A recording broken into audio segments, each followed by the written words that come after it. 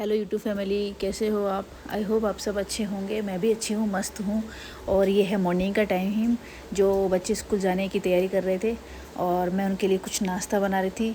जो आप देख सकते हो मैंने क्या बनाया। मैंने बस कुछ ज़्यादा कुछ नहीं है, पोहे बनाए हैं जो आपके सामने थोड़ा आपको शॉर्ट में बताया है कि मैं पोहे कैसे बनाती हूँ।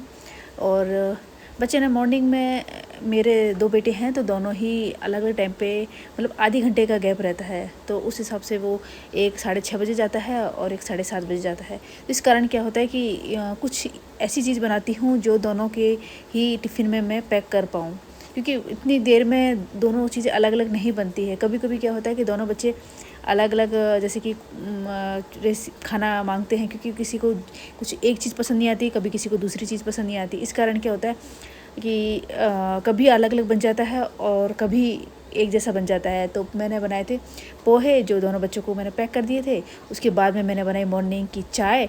उसके बाद मॉर्निंग की चाय बनाने के बाद मैं थोड़ा वॉक करती हूँ बाहर, जो मैं आपको दिखा रही हूँ। यहाँ पर है जगह थोड़ी सी, यहीं पे मैं थोड़ा वॉक कर लेती हूँ। उसके बाद में मैंने खाने की तैयारी करना शुरू कर दी थी। खाने की तैयारी शुरू कर दी थी।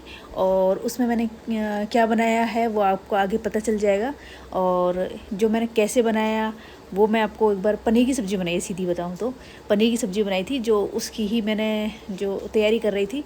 और बच्चों के आने के बाद में बच्चे फिर पूछेंगे मम्मी क्या बनाया।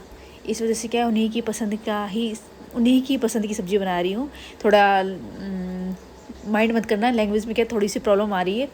तो बस वही पनीर की सब्ज़ी बनाने की तैयारी चल रही थी। और तो बस ठीक है। बच्चे स्कूल गए हुए हैं और मैं अभी, घर का काम है। एक हाउसवाइफ को क्या होता है, पूरा अपने कंटिन्यू घर में ही लगी रहती है।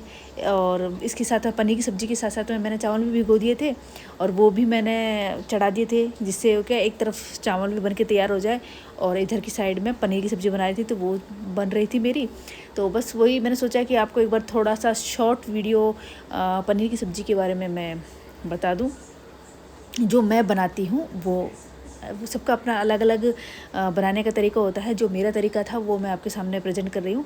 और थोड़ी लैंग्वेज में माइंड मत करना, क्योंकि अभी व्लॉग स्टार्ट है ना, स्टार्टिंग है, ज़्यादा मुझे इतना बोलना नहीं आता है, पर मैं पूरी कोशिश कर रही हूँ कि मैं अच्छे से बोल पाऊँ, आपके सामने अपनी बात को रख पाऊँ।